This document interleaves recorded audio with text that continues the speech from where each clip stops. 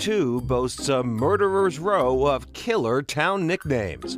Gardner is the Chair City, Winchendon, Toy Town, Orange is Jump Town, and then there is Tool Town.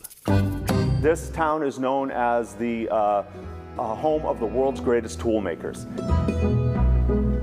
Local history buff Dan Eaton tells us one company looms large over this town, Starrett Tools. Makers of precision measuring instruments, Starrett has divisions all over the globe. But this town along the Millers River has been its headquarters for almost 150 years. People are very, very proud of that heritage, and it seems to kind of be in the blood of the town. Tool Town, Whip City, Bucket Town. Town nicknames are often based on traditional local industries, some dating as far back as colonial times. By comparison, our next town nickname is brand spanking new.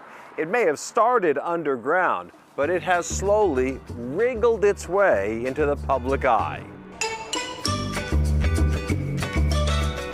Wormtown Brewery has been a frothy local success story, spreading throughout New England with a satellite tap room at Patriot Place and a Grand National Champion gold medal to its credit. We've expanded here, I think, 5 times from 8,000 square feet to 24,000 square feet now. But when David Fields came on board, he wasn't sure about the name. My first impression, you have to remember, I grew up in the zip code we're sitting in right now. I had never heard the nickname. I said, look guys, it just doesn't really sound that appealing. But he learned Wormtown was spreading as a new nickname for his home city. Fields slowly started warming to the worm. Today, he's majority owner of the brewery and Wormtown's biggest champion. I came around pretty quickly and said, this is the badge that our brewery needs, and more importantly, it's the badge of the city that I grew up in. Hard scrabble, you know, we like to get our fingers dirty, we're blue collar. But where did the term Wormtown hatch? For the answer to that question, we are directed to Ralph's Chadwick Diner, this city's weirdly indestructible rock dive. For nearly 50 years, Ralph's has been home to merchants of sonic chaos and catharsis. Here, we're granted an audience with a couple of local dignitaries. I'm L.B. Worm, the inventor of Wormtown. I'm Brian Goslow, the Wormtown Minister of Culture, and Wormtown is not a beer. Lenny L.B. Worm Saarinen and his pal Brian Goslow were immersed in the underground punk music explosion in the late 1970s. They thought the local scene deserved more attention than it was getting. But nobody was writing about it. Wouldn't write about it. Magazine wouldn't write about it. So I figured I'd write about it. Using a variant of his nickname, L.B. Worm xeroxed a hand-scrawled sheet of high-energy enthusiasms. And I called the paper the Wormtown Punk Press and just started taking off from there. Goslow spread the word on his radio show at the local university. Graffiti followed, then an album featuring local bands. Not everyone was thrilled, especially former mayor, the late Jordan Levy.